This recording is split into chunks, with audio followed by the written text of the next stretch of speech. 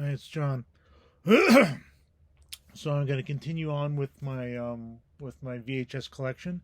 So now we are working towards this is going to be a two-parter. This is what I call my spectrum. So I don't it's hard to know, it's hard to explain how I've come across this order. It's just going to play out. Let it play out, and then if you could see some sort of a pattern, then great. If not, just pay attention to the cover art and the back copy and see what movie might interest you. Remember, this is the past, the 80s and 90s, and even before that even. You're at a video store, you want to rent a video, you got no clue. All you got to go on is what's on the cover, what's on the back of the VHS. So obviously these are movies is what I can fit in this space. It's almost you can almost see the walls almost. Like see this? Like I can't touch the walls, but it's like I'm like a foot and a half off either side, maybe 2 feet. So let's just get started.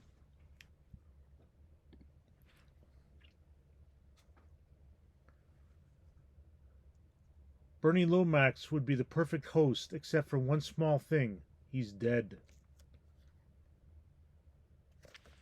Weekend at Bernie's. Andrew McCarthy and Jonathan Silverman team up in a drop dead comedy of the year, Weekend at Bernie's. The pair star as ambitious young employees who accidentally uncover an embezzlement scam in their company. Bernie, Terry Kaiser, their boss, rewards their efforts by inviting them to his beachside pleasure palace for the weekend. When the boys arrive, they find that Bernie has been bumped off, but even a stiff won't stop the party. Aided by the charms of Catherine May Stewart, the boys make quite a splash as they dodge bullets, babes, and bodies in the wackiest, wildest weekend of their lives. Approximately 101 minutes. And I don't see the rating. It certainly has mature themes. I don't see anything on here. So yeah, it's not for you. Wouldn't watch this with your kids. Put it that way. Like that's. I think that's goes without saying. Steve Martin, Chevy Chase, Martin Short, Three Amigos. Stephen Martin, Chevy Chase, and Martin Short travel a dusty road to adventure and laughter in this zany mix of sharp one-liners and clever sight gags. The Three Amigos are a silent screen comedy act who have seen better days. So has a remote Mexican hamlet, which is being terrorized by a fierce bandit gang. Finally, in desperation, a naive villager sends the actors a telegram asking for help. Thinking they're being offered a fortune for a personal appearance, the hapless trio arrives in Mexico, only to discover this time they're dodging real bullets. Directed by John Landis, Animal House Trading Places. Here is an uproarious, I can't, it's cut off, comedy about three lovable bumblers who are in the way over their head, but come what may, they'll always remain the Three Amigos. This is a PG film, 105 minutes.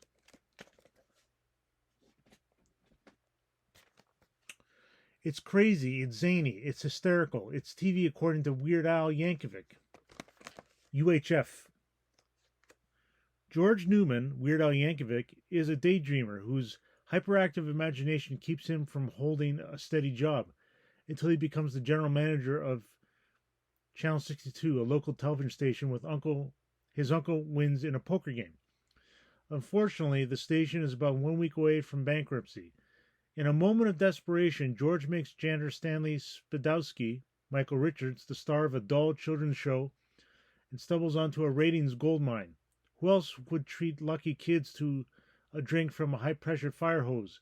Stanley Spadowski's Playhouse is just weird enough to attract an audience. Before long, endless reruns have been replaced with bizarre programming that can only have come from one place: George Newman's unique imagination. Shows like Wheel of Fish, Name That Stain, Conan the Librarian, The Wonderful World of Phlegm, and Raoul's Wild Kingdom, where poodles learn to fly from third-story windows.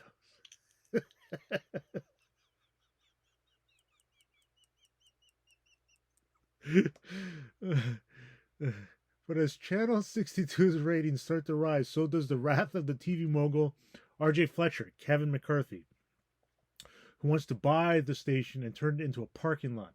Can Channel 2 come up with the money it needs to stay on the air? George Newman's imagination is the only place to find out. Running time is 97 minutes in color from 1989.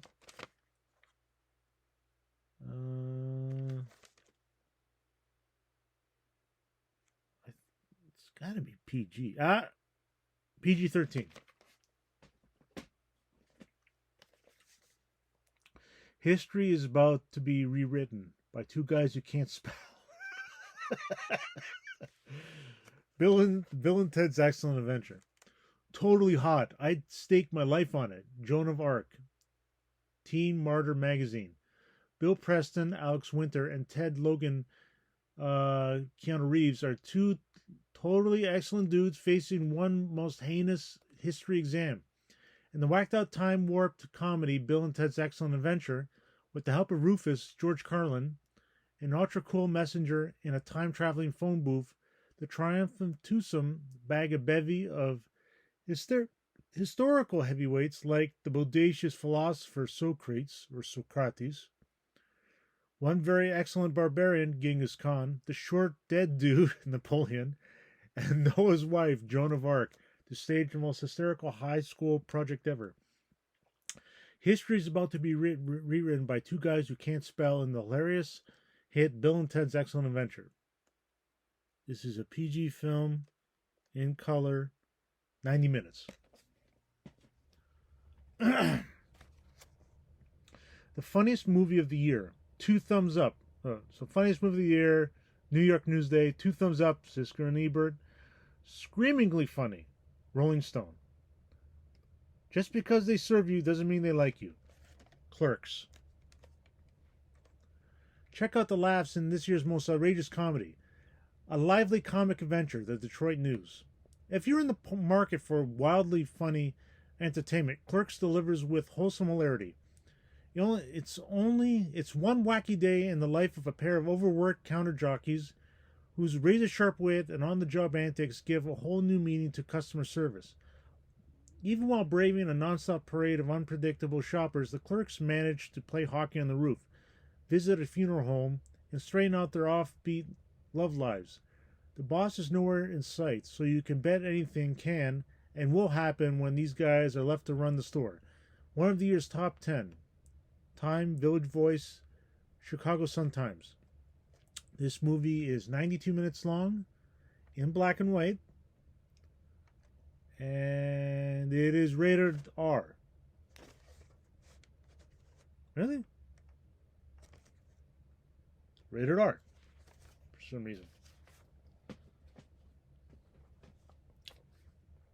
Matthew Broderick, Ferris Bueller's Day Off. Ferris Bueller, larger than life, blessed with a magical sense of serendipity, he's a model for all those who take themselves too seriously. A guy who knows the value of a day off. Ferris Bueller's Day Off chronicles the events in the day of a rather magical young man, Ferris, Matthew Broderick. One spring day, towards the end of the senior year, Ferris gives into an overwhelming urge to cut school and head for downtown Chicago with his girl, Mia Sarah, and his best friend, Alan Ruck, to see the sights, experience a day of freedom, and show that with a little ingenuity, a bit of courage, and a red Ferrari, life at 17 can be a joy. This is PG-13.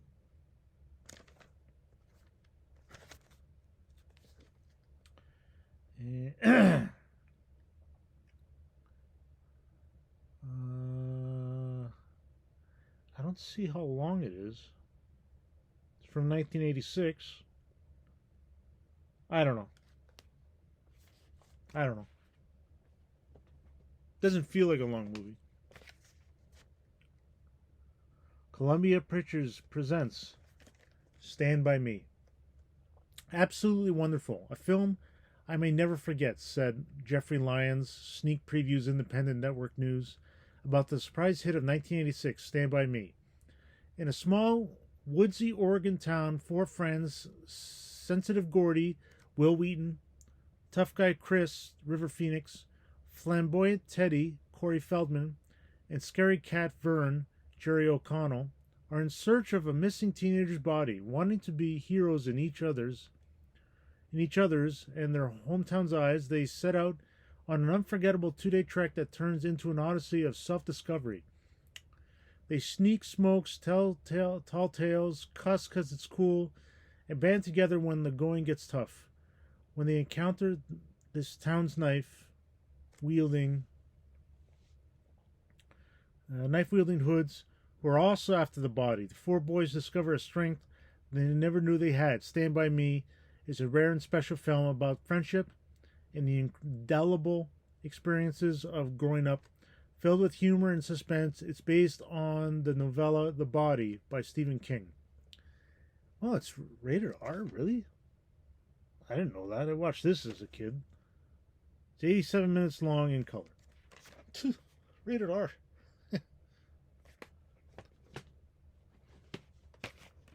Stallone. First Blood.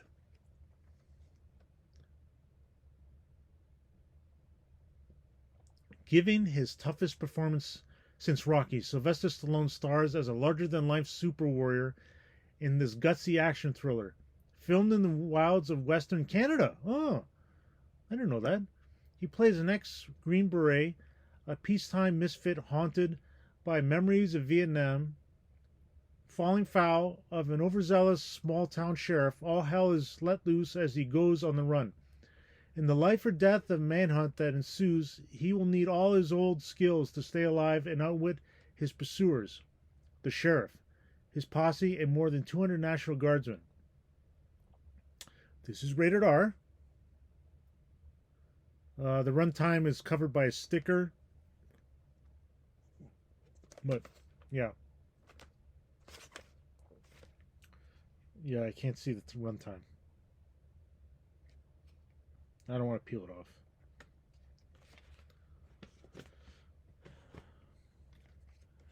Indiana Jones and the Temple of Doom. Indiana Jones, the daredevil archaeologist who saved mankind in Raiders of the Lost Ark, is back in one of the biggest box office smashes in history. This time, Indy's out to find the famous Ankara stone to save hundreds of children who have been enslaved by a mysterious cult in Indiana Jones and the Temple of Doom. It's an action-packed masterpiece of special effects and edge-of-your-seat adventure. Harrison Ford leads an incredible cast in his breathtaking epic shot on 3 continents by the film's creator George Lucas and Steven Spielberg. This is a PG film from 1984.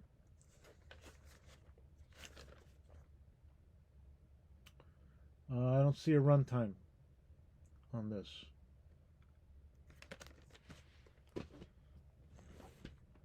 Okay. Star Trek Home, The Final Voyage, or as I like to call, Space Whales. The most acclaimed and without a doubt the most intriguing Star Trek adventure of all time. It's the 23rd century, and mysterious alien power is threatening Earth by evaporating the oceans and destroying the atmosphere. In the frantic attempt to save mankind, Kirk and his crew must travel back to 1986 San Francisco, where they find a work of punk, pizza, and exact change buses that are as alien as anything they've ever encountered in the far reaches of the galaxy. William Shatner and Leonard Nimoy return as Kirk and Spock, along with the entire Star Trek crew. It's PG.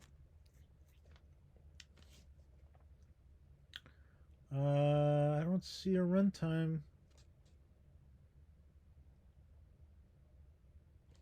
No runtime. Okay. Here's the last one of part 1 of my Spectrum section of my VHS collection. Ready? Tom Cruise, Kelly McGillis, Top Gun. Cruise keeps the movie at full throttle. Peter Travers, People. A hip, heart-pounding combination of action, music, and incredible aerial photography helped make Top Gun the blockbuster hit of 1986. Top Gun takes a look at the danger and excitement that awaits every pilot at the Navy's prestigious fighter weapons school. Tom Cruise is superb as Maverick Mitchell, a daring young flyer who is out to become the best of the best. And Kelly McGillis sizzles as the civilian instructor who teaches Maverick a few things you can't learn in the classroom. It is... it's PG. I'm surprised by that. Fucking 80s. 1986. As I said. And no runtime. So yeah, that's part 1 of my Spectrum section of my VHS collection. Stay tuned for the next episode. Bye.